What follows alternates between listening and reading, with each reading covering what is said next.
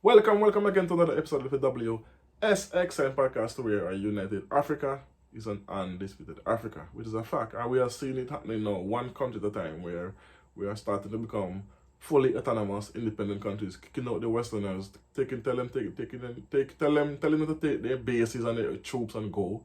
So, in our lifetime, predicting in the next 10 years, Africa gonna be on a level that we cannot be bossed around and pushed around anymore.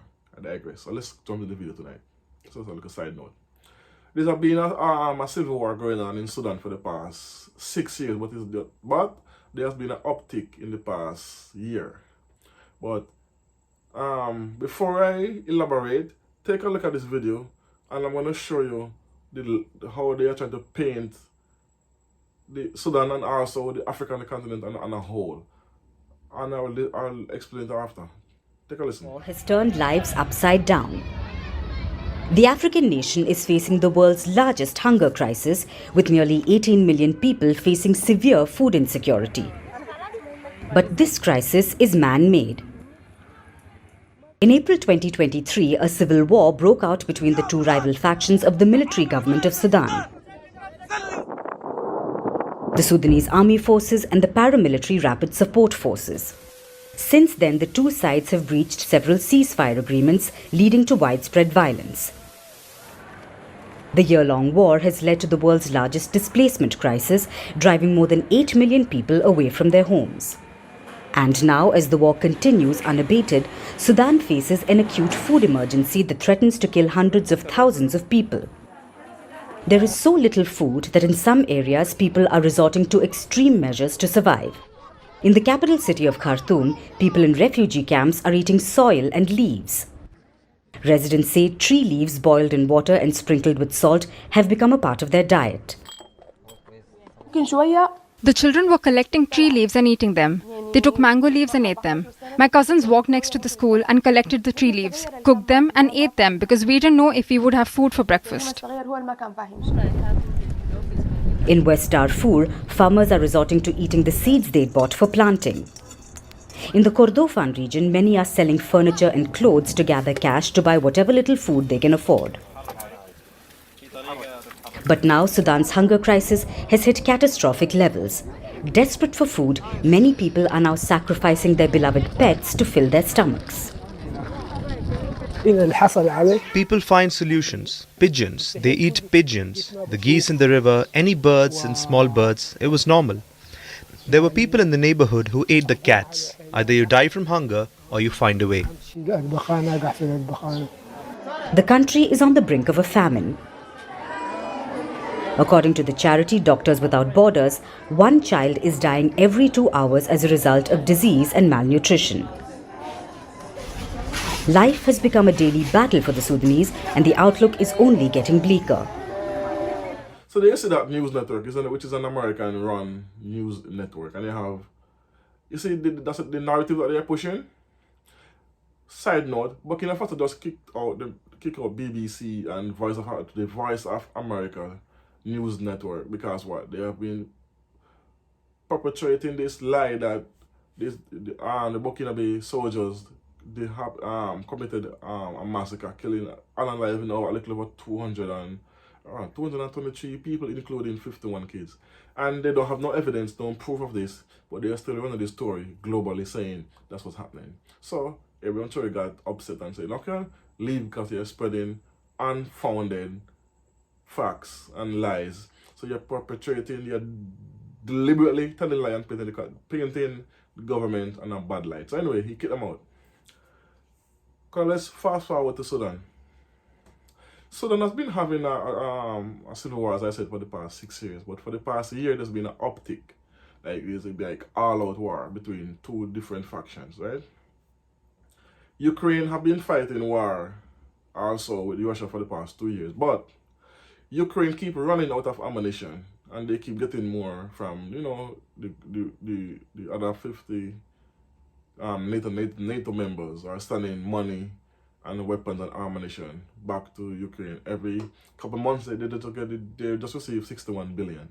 My point is, why I'm saying this is, how is it Sudan war have been going on for a year, but these two warring factions in Sudan cannot run out of ammunition. And they're having weapons not getting damaged, weapons are not being depleted, but this war has been going on for a year. Because we have Western countries who are supplying,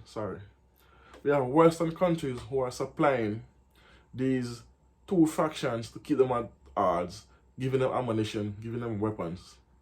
And we have mercenaries there that keep on pushing it, and we have, again, I don't want to call any specific country name because I don't want to take them my video, but there's documents and reports on this proving that there are Western forces in Sudan perpetrating this war. Anyway, because what they want to put this resources as well. So I'm saying that to say this. I want to take this on another. They are saying Sudan is at the brink of famine, of hunger. And I have in this video, the video I watched before I did this video, there was some comments in it saying the time where Africans are worrying about Palestine, they should worry about Sudan. Let me explain this now. The Palestine-Israeli issue have been amped up, yes, and there's same thing they're saying there's famine and hunger, but they're not showing not one picture like this here with this baby looking like that in the hospital. They're not showing no in the refugees. They're not showing no camp like this with cloth and mud and people walking in muddy water. They're not saying that. That's only African refugees they're showing like this. Why? Because it is a propaganda they have been peddling for the past 50, 60 years. Where if you ask the average European or the average African American, if I ask the average American and the average European, where is Africa and how is Africa, they're gonna first thing that pop up in their head is this picture right here, the malnutrition, the people with the water walking on their heads, and that other picture there with the muddy. That's how they think Africa is. That's all they think Africa is, because I've seen it before where when they ask a random person if they let to go to Africa, they say, oh no, not me. There's disease-ridden, hungry people, and they live in huts and mud, and they're eating dirt and grass. Anyway, so this news channel is saying Sudan is in famine and hunger. They did the same thing with Tanzania recently when they have this again. The Americans put out a bulletin stating Tanzania is on the brink of hunger and blah blah blah. The Tanzanian agriculture minister hit back and said, stop your nonsense. Do not send no food to us. We don't need no food. We have enough food. We can feed our own people. But that's a narrative they're peddling. To keep peddling that Africa is hungry and famine. They always saying Africa is at the brink of famine and there's millions going to be hungry and blah blah blah. When they say something about Uganda, they say it about Ghana, they say no. But it's not true, because these countries can feed themselves, because they just refuse food from America, telling them, no, we don't want your food. We have enough. Anyway. So my point, I'm saying to say this, because of the recent losses that the Americans have been taking in Africa for the past couple of months, with getting cut off Niger, Burkina Faso, Mali, Chad has told them leave, Senegal, Caban, now Nigeria telling them they don't want them to come over there, they don't want to base in there. So they're taking L's all over the continent right now, left and right. So what they're doing now, they're trying to change the narrative.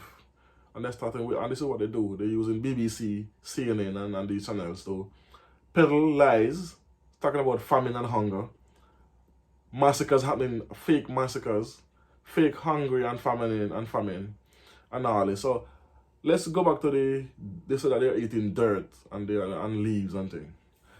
That dirt cake is a thing. It's a cultural thing, because they have it in Haiti, and certain parts of America have it. The southern part of America. Look at this picture. There's a shop in America selling the same. Look at the price there, $1.99 or $1.69. That's the price they're selling it for. So it's being sold in stores. They're saying that, but yet when they eat it, they're saying, oh, they're hungry and they're eating dirt because they can't afford nothing else. Look at that picture where you see the woman in the house talking about her kids eating mango leaves. Look at the house. You see that freshly painted? Look at her clothes, how clean her clothes is. She's not hungry. Look at her. Look at the background in the picture. how the house is clean and nice. And I grew up in Jamaica. I've eaten a lot of mangoes. I know about mango trees.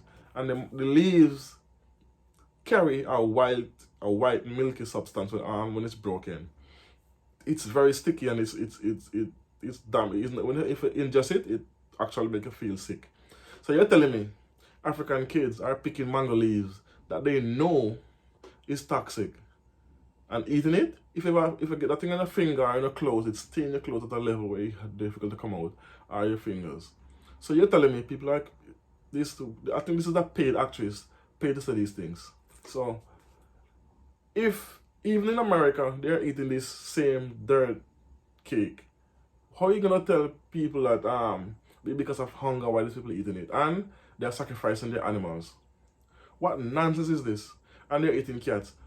Most countries people eat cat. Chinese eat animals like that. We have a few Caribbean countries in the Caribbean that eat cat and monkeys and stuff like that. So do you hear the man say that they eat dirt? They're not dirt. They eat pigeons and they go fishing and they eat small birds and they eat animals. So this narrative that they're trying to peddle that there's a famine. I'm not saying they don't have hungry people, but the way they are painting it and making it look as if it's the entire continent is like this, and this is what they are saying, and this is what they are peddling. They're not saying it outright, but they are leaning towards that because they've been saying this for the past 2 months now that the flooding happening in Africa. They have 56 million people is on the brink of hunger. These countries are on the brink of famine. While in America, you have homeless people sleeping on the bridges, eating out of garbage bin. Very hungry. They have shelters set up for them. So you have hungry people in your country and you're sending food to other country where don't need it. What about your hungry people, your hungry citizens?